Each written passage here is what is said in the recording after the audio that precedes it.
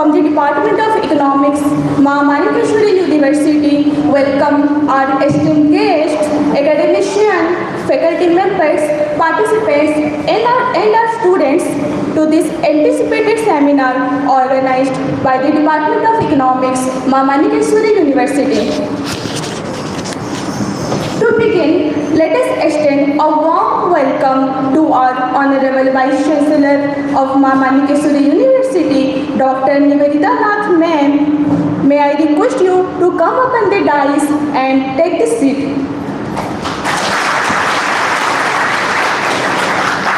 We are honored to have our esteemed speaker, Professor Rajashree Vedmata from IIT Guwahati. Ma'am, may I request you to come up on the dais and take the seat.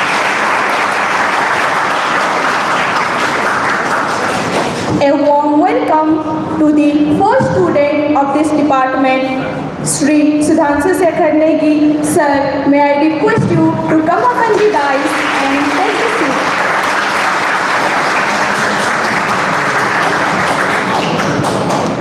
We also extend our warmest welcome to Dr. Chitrasen sir, Head of the Department of Economics, Motivational University, and the convener of this department to take his seat.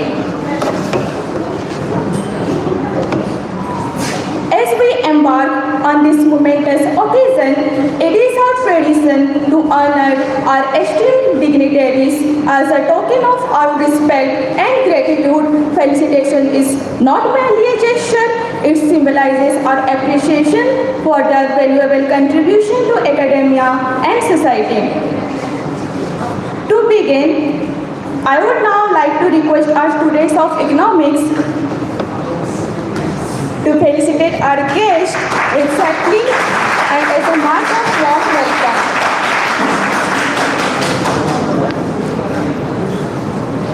Thank you, dear students, for this wonderful gesture. Now, I would like to request our esteemed Vice Chancellor Ma'am, Dr. Nibedita to kindly felicitate our chief guest, Professor Rajashree Vedmata, with an uttariya and a beautiful wooden replica of an elephant crafted locally in our district, representing wisdom and strength.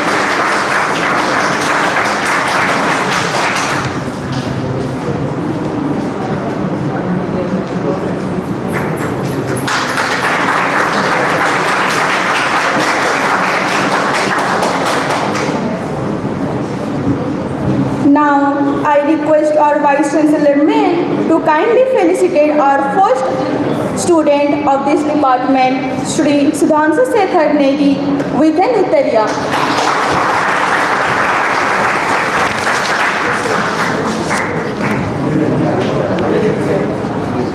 I am now the last day. I am a student of this Kala and Science.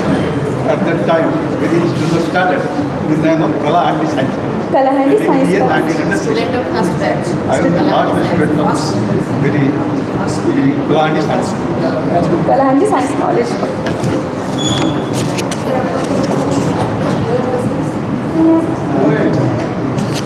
As we move forward with our session, it is my privilege to invite some of the key pillars of this university.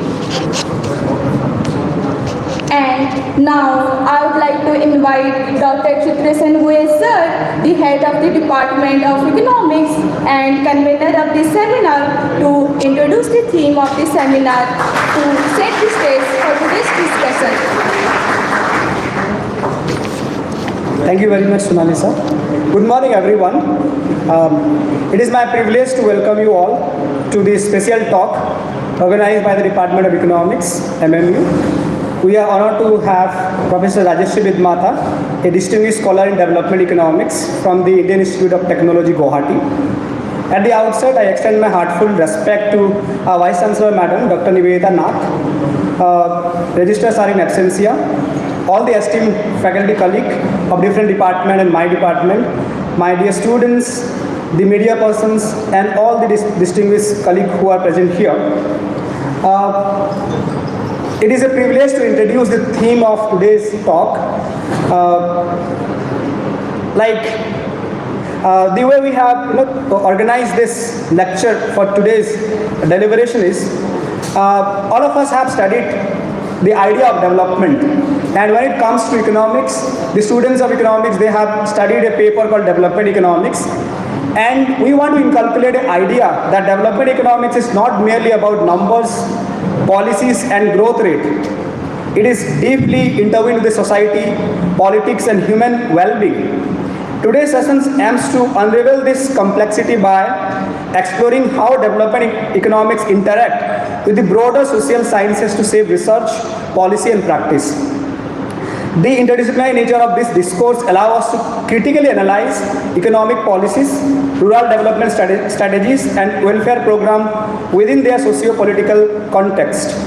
And in that context, Professor Nibedita's research embodies this interdisciplinary approach. Her academic contributions extend across crucial domains such as agriculture, rural development, rural labor market, health, workforce, equity, food security, and political economy of digital technologies in welfare implementations.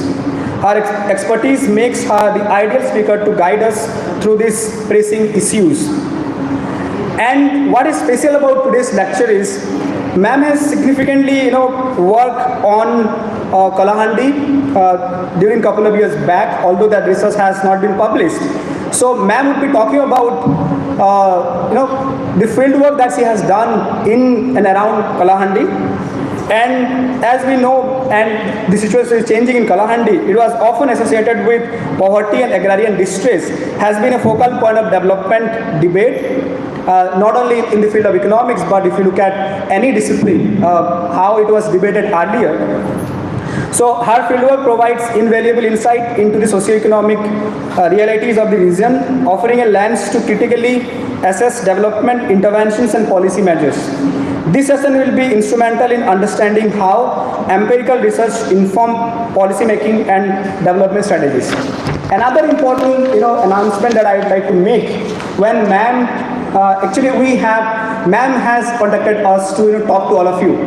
And that is the specialty about ma'am. And ma'am would like to talk to all of you regarding the higher studies, research basically. So we'll also have an interaction, one-to-one interaction with ma'am regarding the PhD research. So we'll get an opportunity maybe after this main deliberations, especially the students who are doing their masters right now, they can talk to ma'am regarding how to go about the research, how to frame the questions, how to build a questions inside you, which will take you to do different kinds of research. So in conclusion, what I'd like to say is, madam, I'd like to inform you that for today's talk, we have both UG and PG students from different departments, especially sociology, anthropology, political science and economics. And we also have some of the PhD scholars who are from all those departments, and my faculty colleagues from different departments. And the students of economics, they have already, they have a brief idea about what is development and a brief introduction to development economics. With that, I once again welcome you all to this thought-provoking session. I encourage you to actively participate, ask questions, and engage in meaningful discussion with our esteemed speaker. It is through this such interaction that we expand our intellectual horizon and contribute to the larger discourse on development and policy. So thank you very much everyone for being here with us. Thank you so much.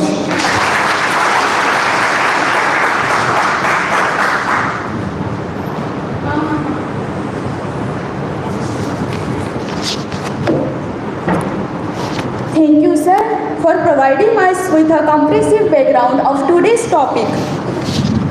At the heart of every thriving institution is a visionary leader who guides it towards the excellence.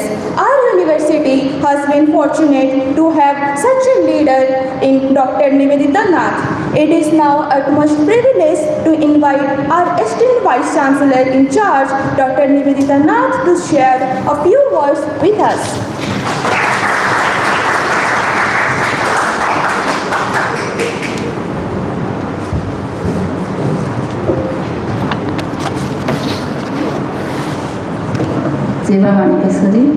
A very good morning to one and all present here, esteemed, distinguished, invited guest of today's occasion, Professor Rajashree Vedmata, Madam, from IIT Guwahati, Registrar Sri Pitambar Bhui in absentia, HOD Economics Dr. Chitrasen Bhui. We have with us the great alumni, the student of first batch of Kalahandi Science College, Sri Sudhanshu Negi sir, and Sri Chinmay Tripathi sir, all the HODs, the DSW, our very respected Sri Simanchal Mishra sir, all the faculties of other departments, students of economics and other departments. I welcome all of you to this distinguished invited talk on behalf of Manikeshwar University. First of all, I must thank Madam Rajashree Vedmata for showing her interest to visit to our university and to interact with her students. Ma'am, we are a new university. In fact, it was an upgraded university. It was Kalahandi Autonomous College, which was upgraded in the year 2020. And 2 years passed amid COVID, and now we are in the 5th year. And while it was an autonomous college, there are only 5 departments having postgraduate courses, and now we are offering PG courses to 17 departments. And I must say here that the Department of Economics is one of the vibrant and active department of our university. And I must thank Dr. Chitrasen Bhui for his academic excellence and for his dedication for all the students and for taking up such initiatives. And here I must thank, I always tell our Pitamaha Bhisma, Sri Simanchal Mishra sir, who is sitting in front of us. He is always guiding the Department of English, Department of Economics since he has joined our university. And I must say we have very good students in the Department of Economics too. And I am thankful to Madam for coming here, and she'll be talking about different opportunities that are available for doctoral and postdoctoral programs at IIT Guwahati. And Madam was also telling that she is interested to do one workshop and to continue one of the projects which she had done long back. So thank you so much, ma'am. And coming to the today's topic, it's development economics and the social sciences, interdisciplinary perspectives, as many of the students are from economics and few are from other backgrounds. Development economics, as all of you know, is a branch of economics that focuses on improving the economic well-being and the quality of life in low-income and developing countries. It examines the causes of poverty, income inequality, and underdevelopment, as well as the policies and strategies that can drive economic growth and social progress, right? And here we can see 3 different, concepts. One is development economics, other is social sciences, and the third is interdisciplinary approaches. So interdisciplinary perspective is very important nowadays, and the interdisciplinary perspective on economic growth and development economics intersects with social science in numerous ways. How? By offering interdisciplinary perspectives on economic growth, poverty reduction, and social transformation, and also this intersects helps to analyze economic development not just through financial and market-based metrics, but also by incorporating social, political, and cultural dimensions. As all of you know, that the key themes in development economics are economic growth and structural transformation, poverty inequality and human development, role of institutions and governance, foreign aid, trade and investment, agriculture and rural development, sustainable development and environmental economics, population, health and education, and many other such areas. And the theoretical approaches in developmental economics are classical and neoclassical theories, structural theories, endogamous growth theory, and behavioral economics in development. But what are the challenges in development economics? The challenges are persistent poverty and inequality, debt burden, climate change, globalization and trade imbalances, political instability and conflict. And why this interdisciplinary perspective is required, and what are the key interdisciplinary perspectives? Now, in this era of globalization, we cannot keep one subject in a watertight compartment. Each subject has to collaborate with other subjects in order to have a holistic growth and development of the society. Like we have development anthropology, one branch of anthropology. Similarly, development economics is also related to sociology. Dr. Virendra Suna is sitting here, faculty and HOD of economics. Similarly, development economics is also related to psychology, it is also related to history, it has also relation with geography. So combinedly all these three, all these humanitarian subjects, they intersect with economics for bringing all-round development of the society, of the poor people. Then why an interdisciplinary approach matters? It matters, as I told, because of holistic understanding. So development is not just about GDP growth. We are teaching in anthropology and sociology that sometimes we view that development is economic growth, but actually it is not. Development includes well-being, human rights, and social inclusion too. Then coming to the second aspect of interdisciplinary approach, why it matters a lot, is policy effectiveness.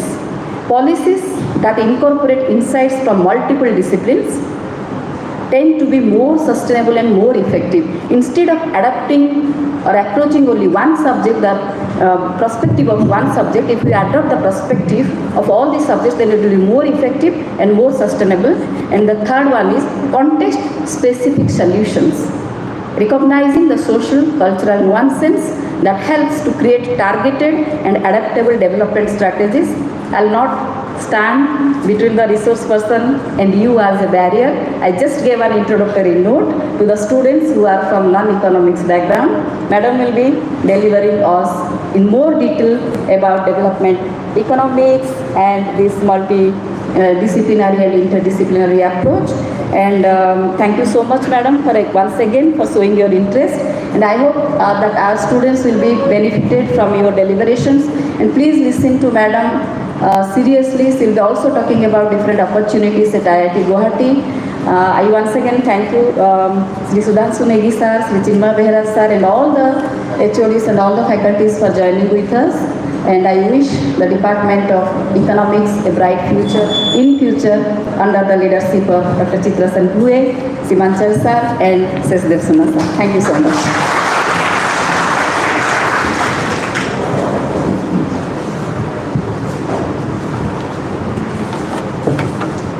Thank you, ma'am, for such a beautiful and informative introductory note.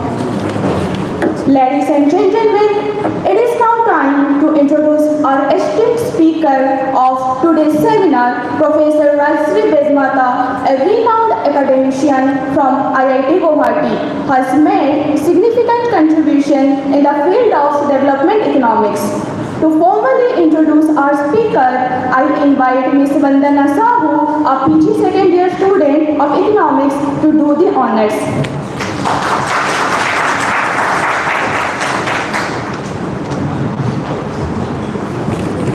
Honorable Vice Chancellor Dr. Nibedita, Sri Pitambar Bhoi, Registered MMU, esteemed speaker of today's invited talk, Professor Rajshri Bedmata, respected faculty members, scholars and my dear students.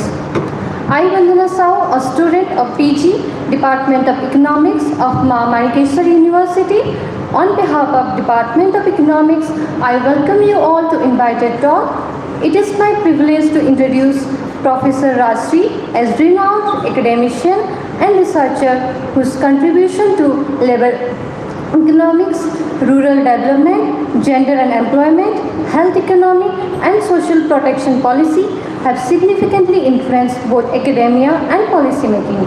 Professor Rajshri Bedmata is Professor of Economics and Development Study at Department of Humanities and Social Science, Indian Institute of Technology, Guwahati. She joined IIT Guwahati in 2010 and is involved in undergraduate and postgraduate teaching, research and sponsored project and consultancy.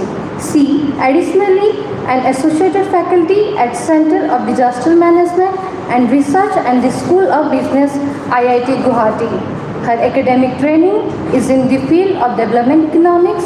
Her research interests are at the intersection of development economics and its social political correlates, including but not limited to agriculture and rural development, health workforce and health equity, food security and political economy of digital technology in implementation of welfare program in India. Prior to join IIT Guwahati, she worked briefly as a senior lecturer at the School of Rural Management, KIT University, Bhubaneswar, and the postdoctoral researcher, Foundation of Agrarian Study, Kolkata. Her doctoral studies were undertaken with junior and senior research fellowship from Indian Statistical Institute.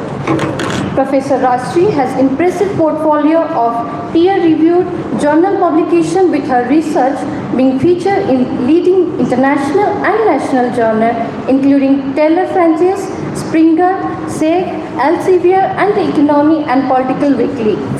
Her scholarly work addressed critical issues such as rural livelihood, contract farming, informal labor market, social protection policy, and intersection of gender and employment. She has also contributed extensively to policy-oriented research, collaborating with institutions like WHO, UNICEF, Indian Council of Social Science Research to provide evidence-based recommendation on health workforce planning, food security, and employment generation. Her research project, funded by national and international agencies, having provided crucial insight into the areas such as the impact of Manrega on rural employment, climate threats, and their effect on labor market, and the role of foreign direct investment in economic growth. She has also co-authored technical reports and policies paper which have been instrumental in shaping policy discussed in labor economy and social protection.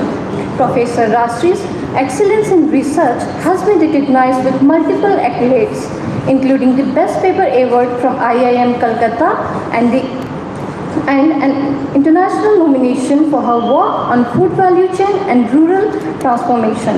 Beyond her extensive research contribution, Professor Rajshri is a dedicated mentor fostering intellectual growth among students and scholars. Her ability to bridge academic research with real-world policy application make her a highly respected voice in her field.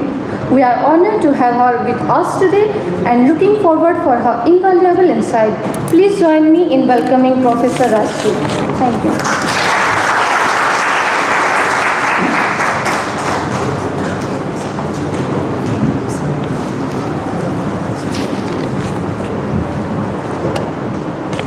Vandana for the wonderful introduction.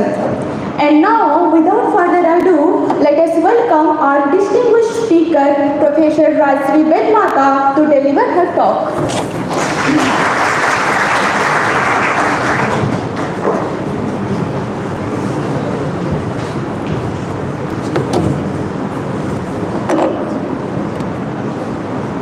Good morning to all of you, my dear students and dignitaries present here. Let me first begin by apologizing for being slightly delayed.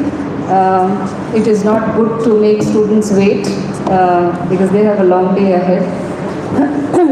But before I can begin, let me also bow my head for the honor bestowed upon me. Honorable Vice Chancellor Madam, Chitra Sen, Dr. Chitra Sen, the head of the department, all of them present in the audience. Forgive me because I have not registered the names yet. For this immense respect that has been bestowed upon me, I am very grateful to the university. I often tell students that we don't have to look very far for inspiration. In fact, Shri Sudhanshu Negi, who is here today, should inspire students because this is what the spirit of studentship is. The first student of the university continues to be a student, wants to instill the spirit of studentship by being present here. There is absolutely no compulsion for this great man to be here. He inspires and instills confidence among people like us to continue to be a lifelong student. And my intention also is to be a lifelong student, and I hope I can draw some inspiration from him as well. So, very thank you, sir, for being present here today and giving, again, inspiring the audience here. I have great respect for public institutions. I am a product of a public institution. I have studied in government college.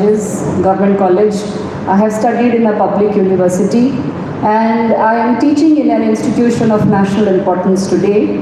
And I must also pay my gratitude to public institutions, because in a world today where privatization is on the rise and the cost of education has increased manifold, I must say that the contribution of public institutions, government colleges, government universities to our system is immeasurable. And I am a beneficiary of public institutions. And therefore, I feel that it is our duty to reach out to public institutions not exactly, because we can never completely give back, but at least try and reach out to students studying in public institutions to instill that confidence that even if there is a rise in privatization of education today, we have our place in society. And we need to strengthen our networks, the network of public institutions, and what we can give to education. So that's one of the other things that I wanted to express. Now, I reached out to Dr. Chitra Sen. I happened to visit the website of Manikeshwari University, and I was just curious to look at the economics department website. And then I realized in Chitra Sen's CV that there's a lot of focus on heterodox economics, and that caught my eye. I was thinking that somebody who is talking about heterodox economics here, or at least using the term heterodox economics today, must have had that exposure in terms of economic thinking, to be able to come and inspire students here to take up heterodoxy in economics. And I'll come to the term heterodoxy later. One of my intentions of reaching out to students in this university, the economics department primarily, but also students of all disciplines really, is to send a message that when we think about institutions of national importance, like I am of course representing IIT Guwahati here, and I am a teacher researcher from IIT Guwahati, I want to send out this message that the distance between a Kalahandi University and a IIT Guwahati is not very far. You know, what bridges this distance is really our hunger to seek knowledge. So whether it is Indian Institutes of Technology, whether it is central universities, I am sure there are many who have graduated from these colleges and the university and have made their place in other central universities and institutions of national and international importance. I am probably not aware of it because universities in Odisha have contributed immensely to education in India and abroad. But when I reach out to universities and institutions today, I realize that the younger students somehow have a feeling of despondency with respect to reaching out to higher education institutions. And my sincere attempt is to really send out this message that this distance is not too much to bridge. It can be bridged very easily. Okay, and the one of the biggest example of that is you're seeing me today here, and I have come to basically implore you, to ask you to come and join us in the institutions of national importance, where we can study together, where we can, get educated together. So this is another of the introductions that I wanted to give. Now, I'll go back a little to be able to focus on this topic of interdisciplinarity and intersections of other social sciences with economics. I want to go back to the year 2002 and 3 when I was beginning my PhD at the Indian Statistical Institute, another institution of national importance and a great public institution started by Professor P.C. Mahalanobis. And if you ever have a chance to visit Calcutta, you must visit the Museum of the Indian Statistical Institute, which has actually curated the works of P.C. Mahalanobis and his interactions with Rabindranath Tagore. And you will see what is the contribution of literature to statistics. This is something we usually don't talk about. But these institutions give us a worldview about how disciplines are related to each other. So in 2002-03, when I was a student, the task in front of me was to think of a research question that I can pursue for the next 5 years.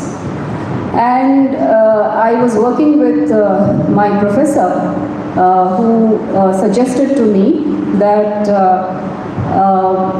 what is it that disturbs you the most?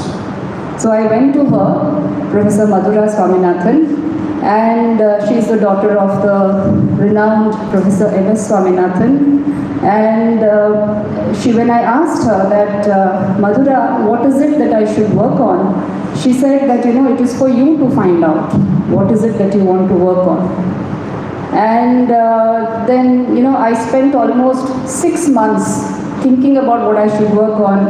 I was looking up methodologies, I was looking up, as economic students are more prone to, because we want to think of only models and econometrics. I was looking up various kinds of textbooks. This is the method that I want to implement in my study, because we're very method intensive people. We want to show that we are very method intensive. So after 6 months of homework, when I approached Madhura, I told her that I have not been successful at finding a research problem. Then she told me that, you are looking at the wrong places for the research problem. You must find out what is it that disturbs you the most. Even if you are a student of economics or mathematics or statistics or physics or sociology or anthropology, to be able to find out your research question or problematizing something, you need to be able to understand to what is it that you are connected. Okay? And I come from Odisha. I am born and brought up in Odisha. Of course, I have had my privileges, which made me blind to the understanding of various problems of Odisha. But when I was a research student, I started looking at things very objectively. And when I started looking at things very objectively, one of the questions that caught my attention was the issue of food. We can talk about food security, food insecurity, food availability, all kinds of things. But the issue of food caught my attention. And it was during this time that a lot of rankings used to take place with regard to districts of India, states of India, because the new economic reforms policy, there was a lot of competition for resources, so there was a lot of ranking. And Odisha undoubtedly always stood at the lowest of the rankings, being described as one of the poorest states of the country. Now, many of you would probably also know that we had and still have, in a different name, the poorest district program of the country, right? 100 poorest districts, 150 poorest districts. Now we have a fancy name for it. Do you know what is it? It is called Aspirational Districts Program. Okay? So the Aspirational Districts Program was actually the poorest district program of the country. And in the 150 districts, there were different categories of districts, but the poorest 150 districts, there were two districts that always used to be at the top, the poorest top, Kalahandi and Dungarpur district of Rajasthan. Okay, and that sort of caught my attention.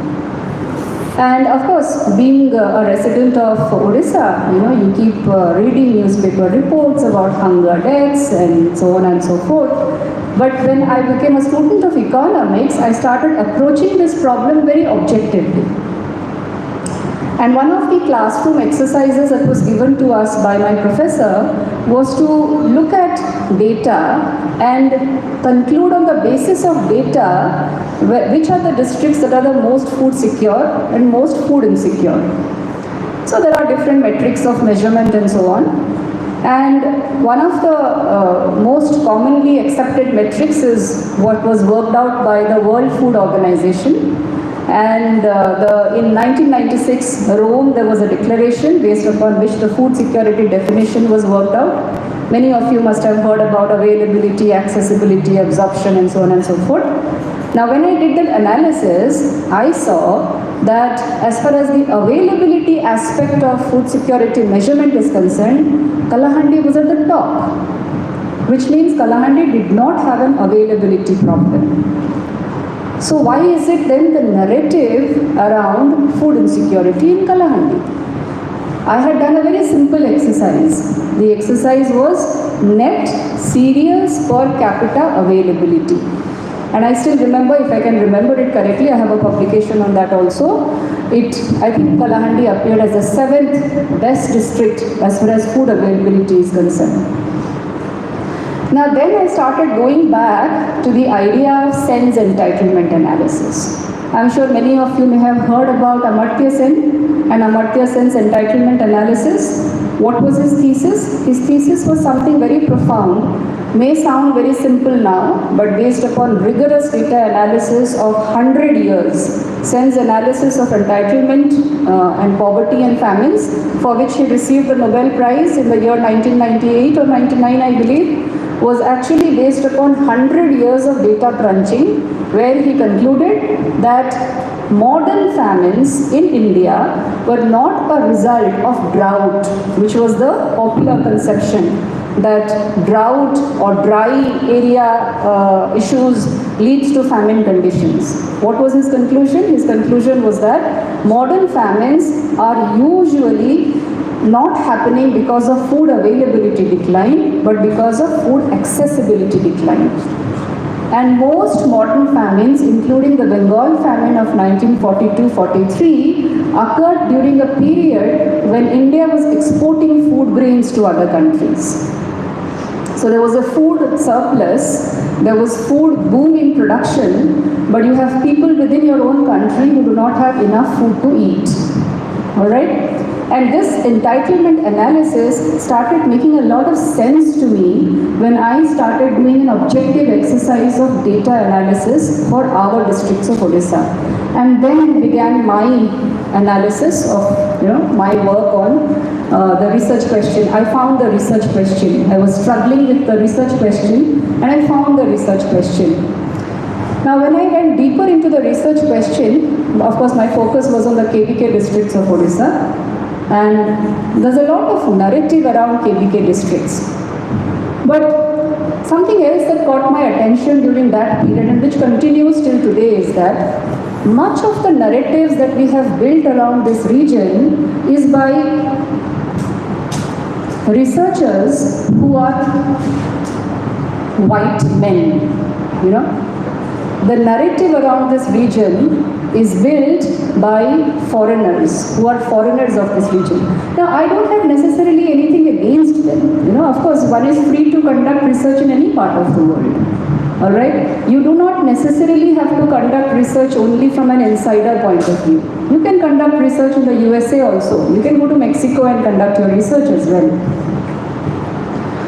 There was a book that I would, in fact, want the students to engage with. I would want you to debate that book, which continues to be one of the most cited book as far as the hunger problem of Kalahandi and Nuapada is concerned. It is called The Political Economy of Hunger in India. It is written by Bob Curry. Okay? And if you look through the chapters of the book, you will see that a lot has been told about the historical transfer of powers by the then princely state to the democratic governance of modern India, and what passed between the princely state transfer of powers to the democratic political process today, or then in the 1940s and the 1950s, and what role social institutions, political processes, governance has played in the context of hunger and the politics of hunger in Kalahandi. Now when I was reading the book, because I myself are from Odisha, I realized that the book had a lot of errors, not in terms of the analysis, but in terms of everyday usage of words. For example, the words that we use in the villages, the agrarian concepts and terms that we use in the villages, names of places. There were a lot of errors. It's a Macmillan publisher. And I went to my professor and I said that how can this book be published with so many errors? You remember your supervisors telling you, oh, there's a lot of errors, we cannot send it for publication. But here's a book that has a solid analysis. There are arguments. I don't have anything against the argument. But I have something to say about the way the book has been presented. Okay? There are a lot of errors. Now, who is to rectify these errors? Who is to, voice an opinion against the argument or the way the argument has been placed in the book, right? People who are residents of this region, people who belong to this region, the population of this region can only engage with this book. Okay? I want to read a small extract from this book, and I want to show you that how the narrative around the food problem of this region has not changed over a period of time. This narrative existed in 1866, this narrative existed in 1986, and to a large extent this narrative exists even today. And as students of a public university of this region, I would surely provoke you to engage with this book, debate with this book, and enrich the narrative. I am not asking you to go against the narrative. Maybe you would, but at least engage with this narrative, debate with this narrative. And this is one of the things I usually do these days when I go for small talks to different universities. I always implore students to go back to books. Let us see what the books have written. All right.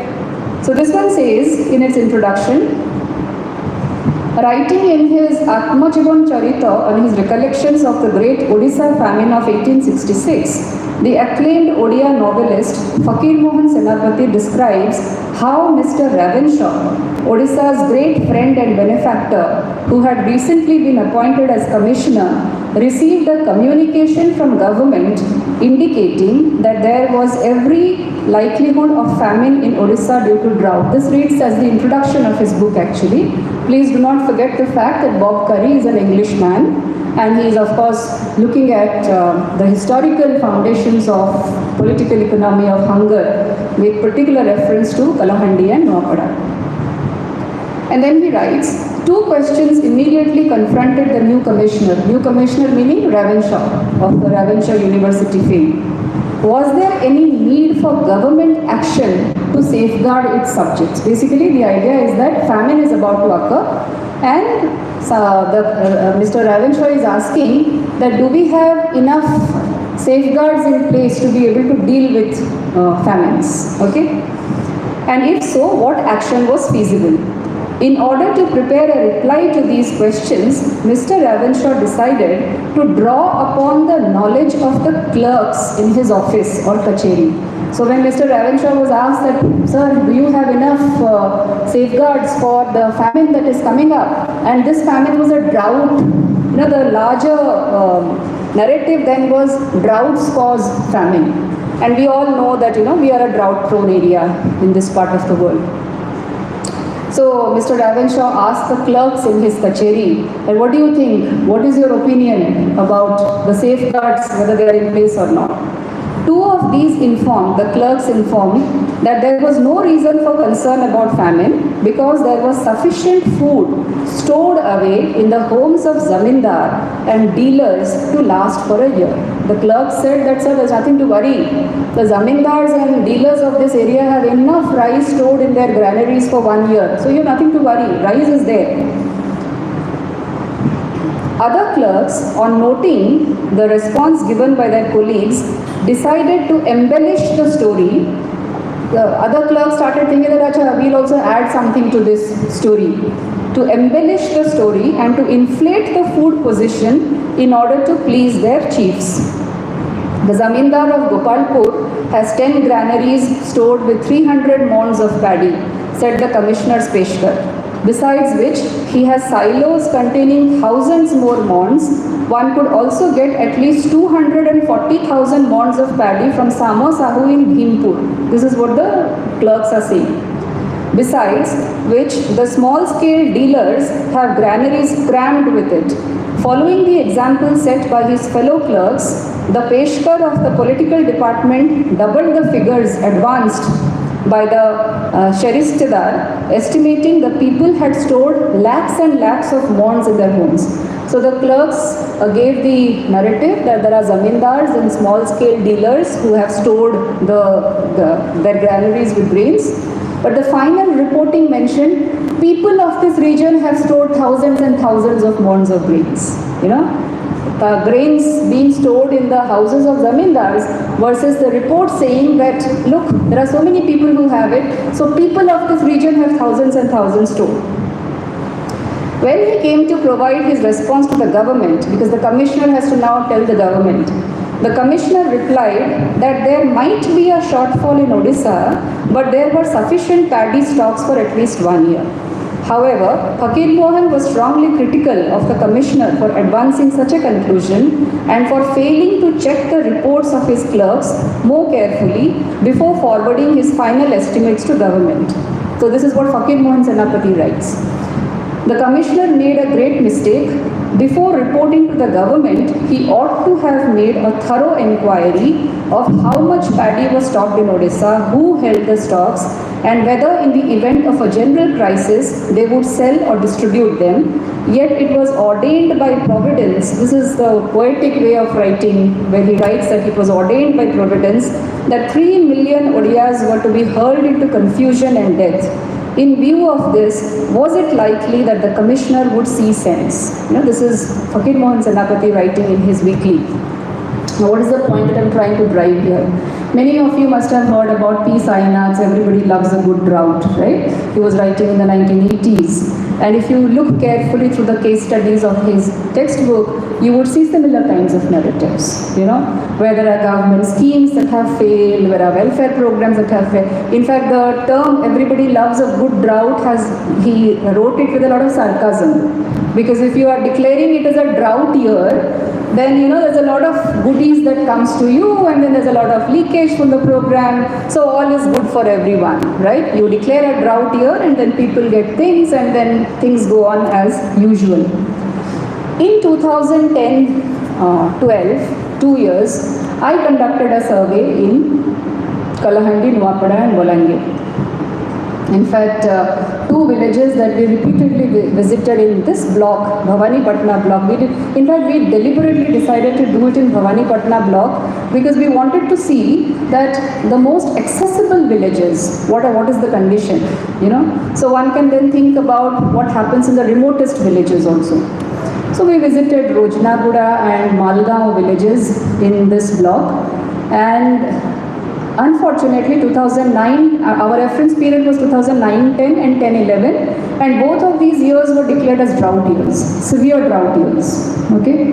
And we had selected the Western Odisha Rural Livelihoods Project, which all of you may have heard about, the watershed program and so on. So we decided to select villages which has had interventions from the WRLP and villages that did not have, right? And ultimately in our analysis, we found that there is not much significant difference between these 2 categories of villages which had WRLP intervention and those that did not have. But in this project, we basically wanted to do a statistical database of occupations that people are following in these villages, okay? And the occupational database that we came up was a very, was of course an agrarian one, but without much significant contribution to the occupational diversification debate that we consider today. And one of the important findings that came up as part of this study was a lot of people owned small ruminants, small livestock, chicken, hens, and so on and so forth. And during these drought years, the small livestock became the coping strategy for people to tide over the bad years. So basically, the consumption of their own small ruminants or the small livestock increased during this period. Now, we have so many metrics of food insecurity and so on. We do all kinds of sophisticated analysis.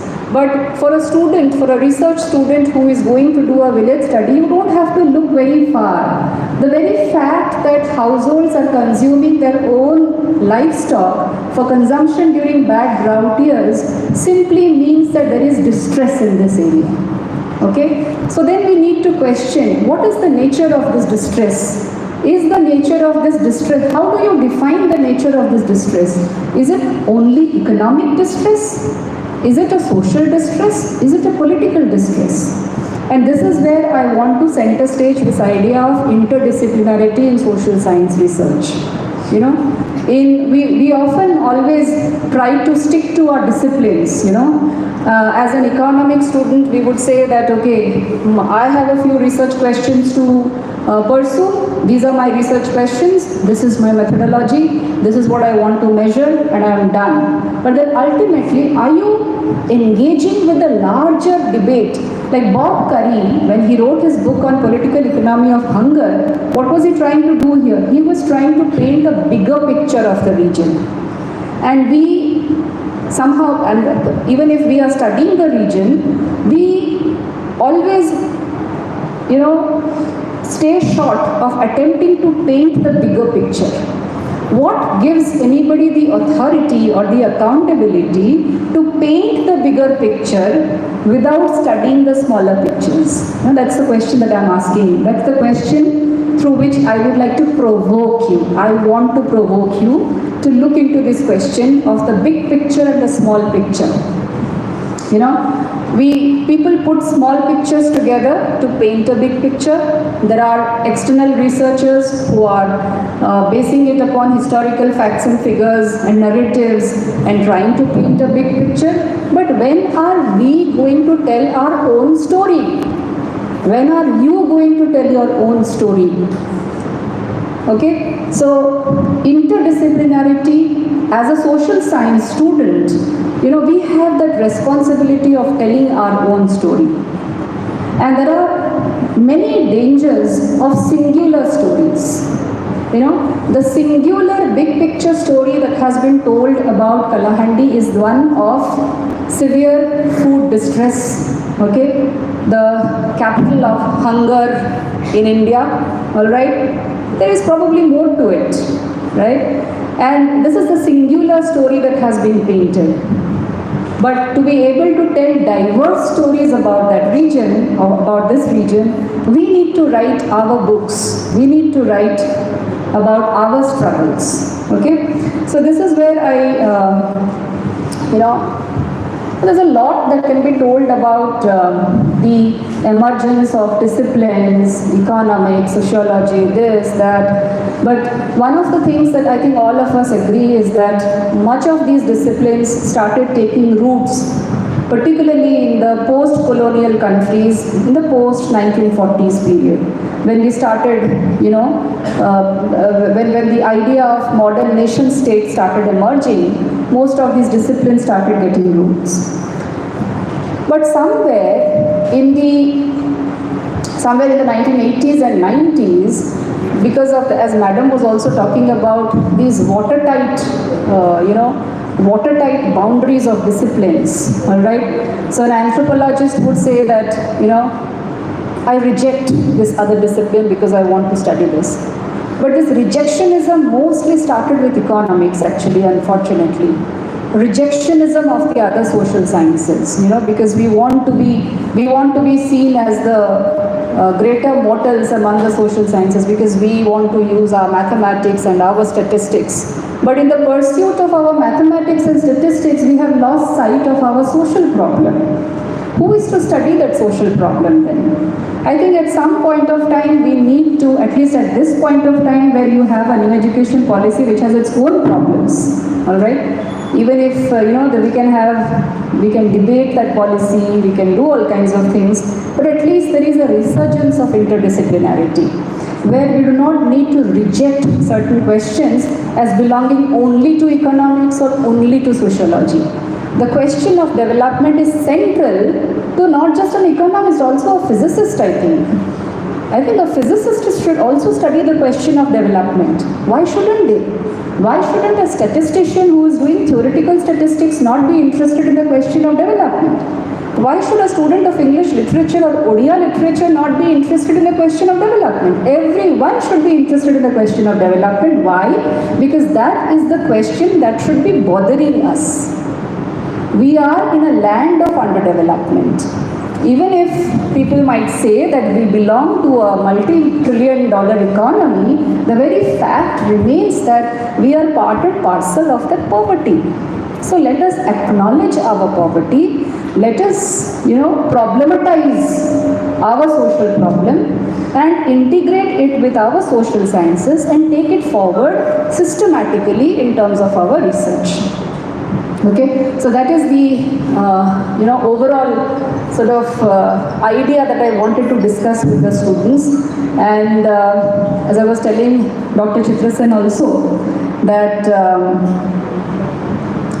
we should, when we are framing our research questions, and that is something that takes a lot of my time with my interactions with students these days, whether they are students from Telangana or they are students from Assam or Nagaland or Odisha, Often I engage students, one of the questions that I always like to ask a student is there something that disturbs you? If you think there is nothing that disturbs you, then we really need to reorient ourselves about how we are looking at things.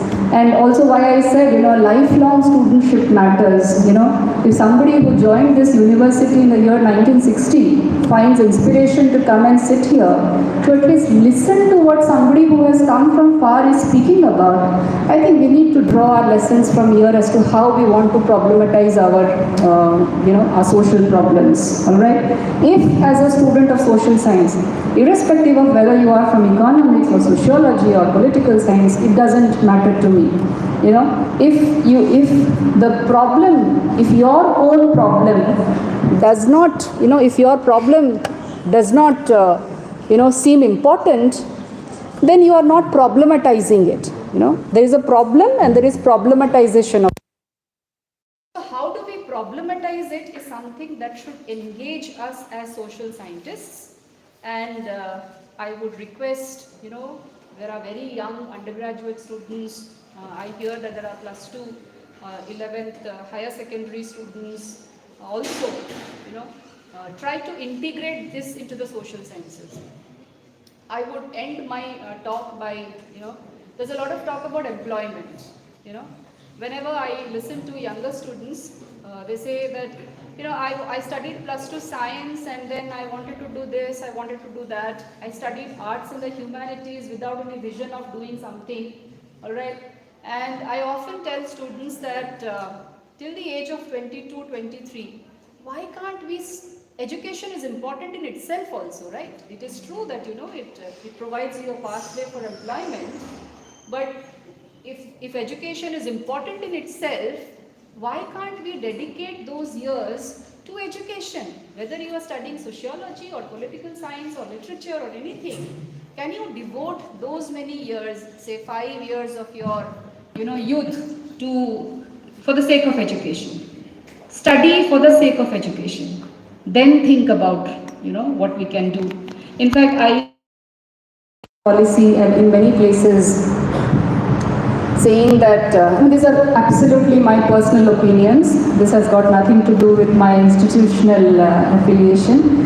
That the new education policy reads like more like an employment document than an education document, where we talk about internships, what are the different kinds of opportunities available, how are we trying to integrate it. It has its own importance, integrating industry into educational institutions in times such as this has its own importance, but an education document should read like an education document, where education has intrinsic importance.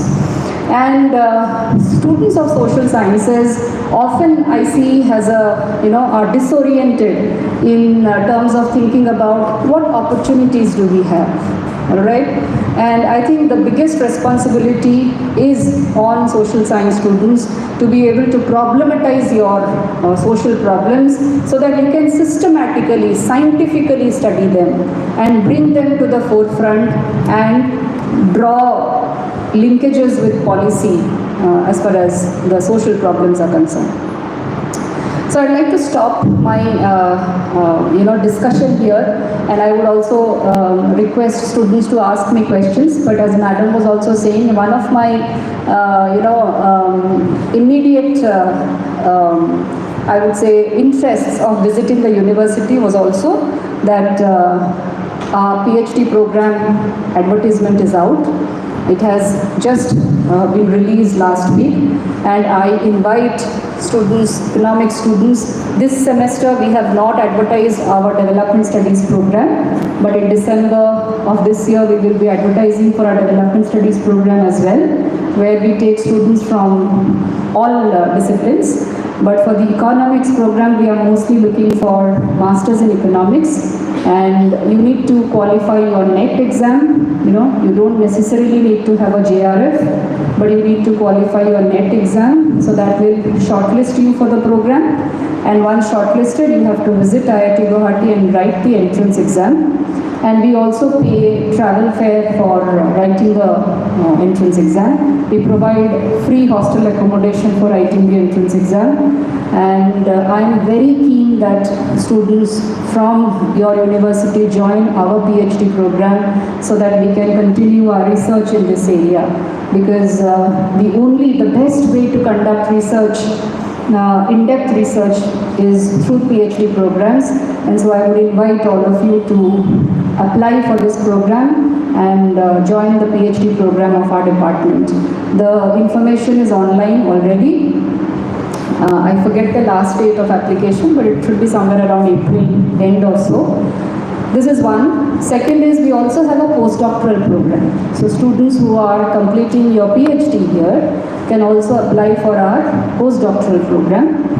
The postdoctoral program advertisements will also be out in 2 or 3 months. And I myself am also looking for a postdoctoral candidate. And the postdoctoral position is for 2 years.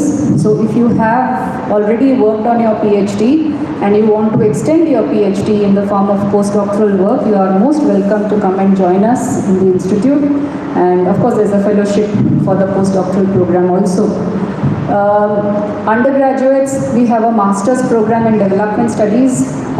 It's slightly more on the economic side, but it is an interdisciplinary master's program. So if you are finishing your graduation very soon, you may consider applying for the development studies program as well.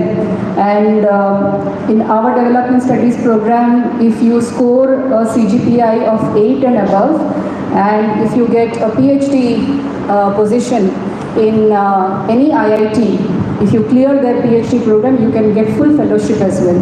You don't need to clear UGC NET. So those who are joining the MA program, if you have a CGPI of 8 and above, you don't have to clear the UGC NET, but you have to write the entrance exam. Like for example, our development studies entrance exam. If you are clearing the entrance exam and you have a CGPI of 8 and above, you qualify for fellowships. You don't necessarily have to get a UGC NET. So we have those facilities in place. Please reach out and apply to these programs. We'll end it at that, and I'll request students to ask me questions if any.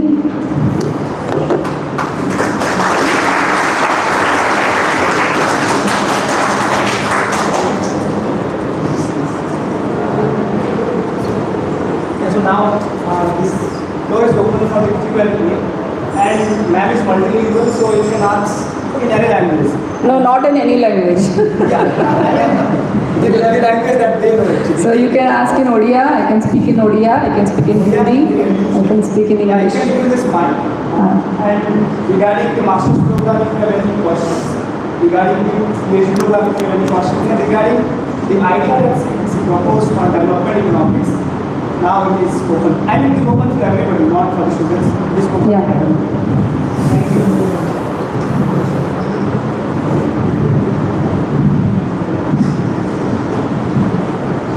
It's okay, I'll give you some time.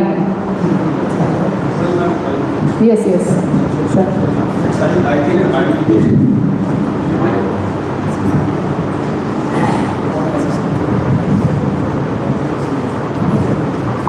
Thank you, madam. It's really interesting and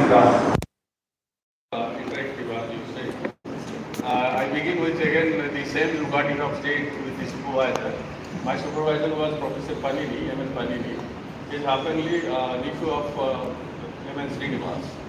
So I was roaming with the topics, what I supposed to do. Okay, I already clear of 3. I mean already finished 3. So I could not finding any topic which could appeal. Okay. So finally he said, look, Sona, he used to say Sona, that you have to marry. Okay. So I'm not a person who will select a topic for you. You have to select a topic that is like in your partner. So you will have that. So that is what this thing I have gone through in JNU. My question is again relating to this because we have lot discussed about problematic and poverty-ridden district. As a development economics, how do you see the present scenario? Because we have lots of industrialization is going on. If you look into the livelihood, before coming to this all, I was discussing with one of the local who is a lady who was grew up in this particular area. She is working here, and she was saying that these are now the present situation with livelihood is not livable because we used to have very close relation with the environment as well as the nature. But now I'm not going to that place because my mother has already left that place, and though our house is there. Again, if we look into the hunger part and also poverty, we need to have a development of our Odisha, then how we can go to the development part in support of industrialization? Should they have more industrialization or should they have a balance which could be take us to as one of the developed state in our country? Thank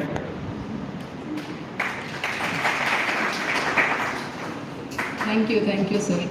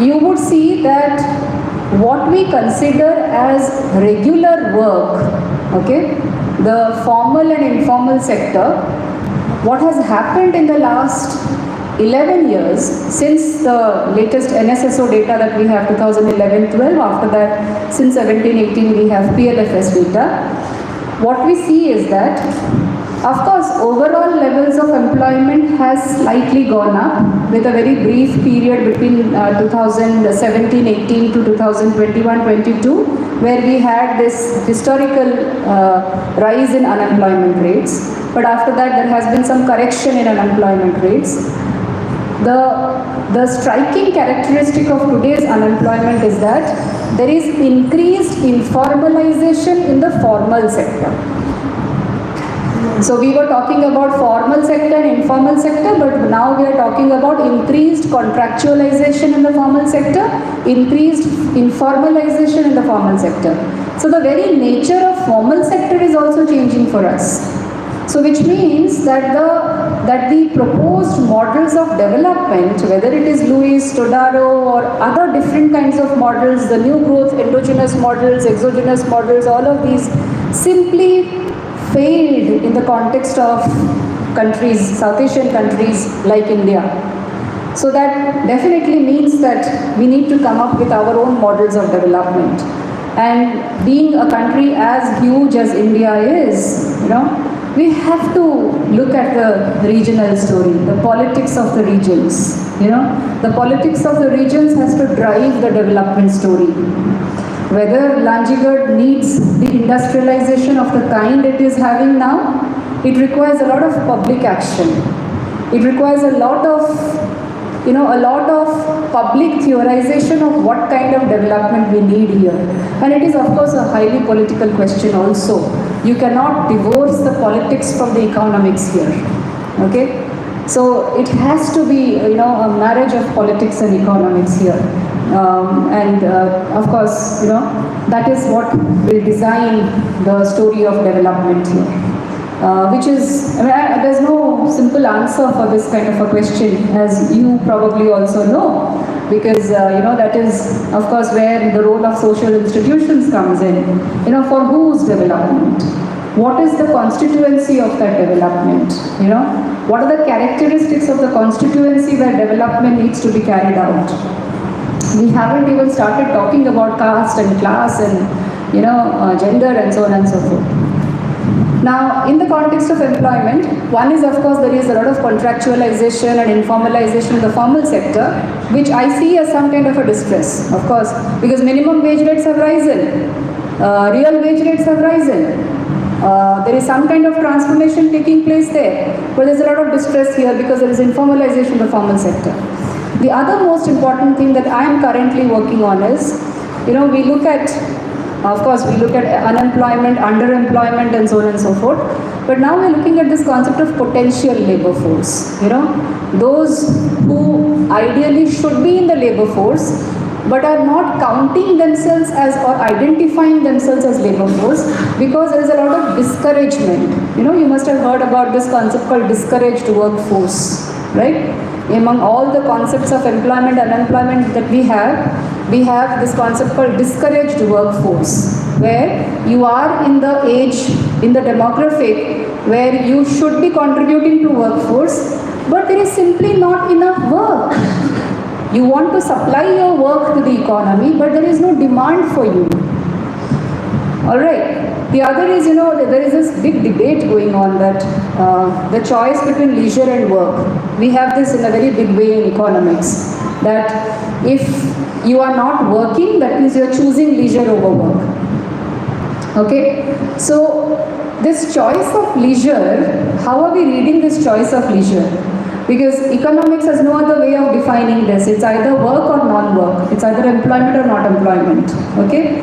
But this choice of leisure has been read very differently in the grand narrative that household incomes have risen, household standard of living have risen, and so women in the households are opting out of the workforce by choosing leisure. Okay, so the biggest unemployment that you see in the form of potential labor force or discouraged workforce in India are the youth followed by the women youth. Overall youth that is discouraged, and then the women youth, 1 and 2, who are falling out of the labor force. There's a difference between workforce and labor force, right? So workforce is those who are actually working, labor force is those that are waiting for work. You are in the queue, you are queuing up for work. But here the question is that people have stopped queuing up for work. Now if industrialization is on the rise, if industry is providing you so much work, where are the queues? So then we need to question the nature of industrialization. Is this industrialization generating the kind of work that it should? If it did, then the queue should have been rising, but where is the queue? There is no queue. People who are the larger section of youth in India who should be a part of the workforce are not even in the labor force. They are not identifying themselves as labor. They are not even waiting for work. They are not even queuing up for work, which means that they are discouraged labor force. So there is no possibility of them joining the workforce. And it is then that we need to question the kind of industrialization that we are having. Your industry is not creating enough jobs. So if it doesn't, and of course we haven't even started talking about artificial intelligence and all those things, that is still there. So then, we need to again draw upon our model of development. But unfortunately, we are only talking about this in the classrooms.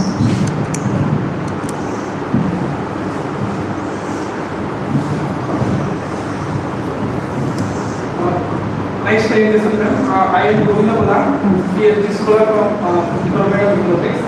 Ma'am, my question has two parts. I'm going to say something about the nature and the process of development here, and for that I would like to recall two prominent persons. One is Professor R.S. Rao and another is Professor Vishwamaya Pati, who have extensively worked on this region.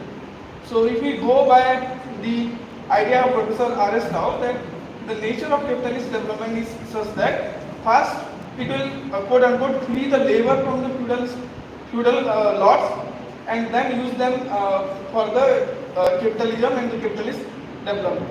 But if we, again remembering the Professor Viswamaya, if we look into the process of development in Kalahandi, mostly is that this was like the main nature of Britishers or the colonial rulers was how to extract resources from these regions.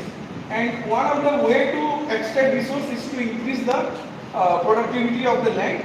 So that what they did is that like they welcome some dominant caste people like Kultas and other caste people to this region and gave so much land of the Adivasis and the indigenous people to them. So if you look the problem in that perspective and the historical perspective and the dynamics of caste, then we can better analyze the situation of everything in whatever dimension we are looking for the development program. Ma'am, my second part of the question is that nowadays if we look into the research in economics, mostly the PhD research, then they are doing like 3 essays on economics development and other things, where they are just using rigorous mathematical techniques and they do not have a larger picture to see. So what should be the way of and the nature of PhD programs to conduct? Thank you. Good. Thank you for asking this question. In fact, this is something that I have also been trying to address actually. You see, in fact, most of the papers that come to us for reviewing in this, one of the comments that I always put is, we have to conduct our village studies. There is no other way out. Okay? Nobody is going to tell our story. All right? And, of course, these days, publishing and publication has its own problems of capitalism in publishing also, like Elsevier and all of these, the open access journals where you have a lot of article processing charges and so on. But still, I think there are publication houses that are a little accessible. You can have decent publications, and which has also become slightly more open to different methodologies, even from economics. It has become slightly, and this is my personal opinion, but of course we need to do a more systematic study and see. I'll suspend my conclusion on that. Yes, you are right, that there's excessive obsession with the rigorous tools and techniques of doing research, and it's like, missing the trees for the forest, right? So, what we should ideally do, what I suggest is, carry out extensive village studies, all right? Carry out panel data studies. The rigorous tools of analysis will always be there. You can implement your rigorous tools there as well. Okay. But what is missing here is that in PhD programs, usually you are left on your own, right? So a singular scholar can visit at most, say, how many? 4 villages, 5 villages maximum, not more than that, because you have a limited time span. Within 5 years, 1.5 years goes into coursework, there is that proposal and all of that. You're left with maximum 3 years to conduct your research, right? 3 years, your supervisor will not allow you to go to the field for the entire phase. So you go for, say, maximum 1 year, okay? Within a maximum period of 1 year, with your reference period also, maybe you can do maximum, I'm saying, 5 villages, not more than that. That is also maximum. Often it is not possible to do that many villages also. So what do we need to do here? I think as supervisors, as professors and academicians in different institutions, we need to plan bigger village studies. We need to have common databases, publicly accessible databases, curate these databases where there are data from 100 villages, and research scholars, whether they are here or they are in Guwahati or in Cuttack, they have access to these databases, and you study from those databases. One cohort of students come, they study, they do their analysis. This database belongs to everyone. It should not belong to one person in one university.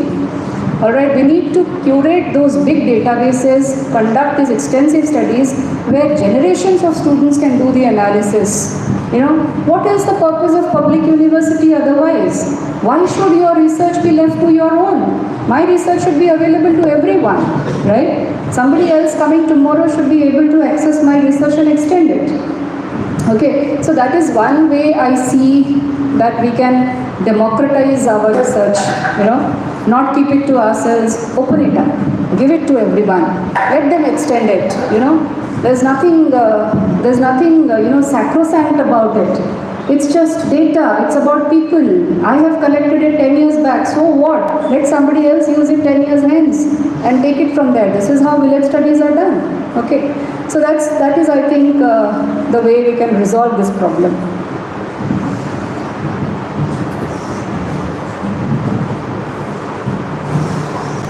Thank you, ma'am, for this wonderful talk.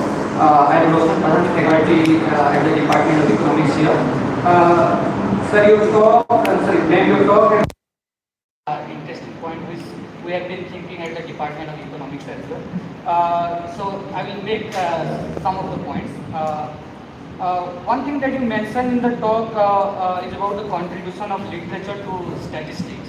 So I would like you to elaborate a little bit on that, some anecdotes or something, so that like our students also know about it. And I am also unaware about that. Second is one of the points that you make about that privilege makes one blind to the problems of a particular area. So as a teacher of development economics, I teach to undergraduate students, and as we are talking about the poor districts or so-called aspirational districts. So once I asked one of my students from Kwamul Rampur, which is the most backward block in Odisha, which are the tribes in your blog, but he could not say one tribe also, or mention one tribe in the classroom. So that's what can we do, what the students or teachers as well can do to understand their own privilege and then to understand the problems around us. I would like you to highlight a little bit on that. And the last questions from the student side and as well as from my experience of teaching here for 2 years.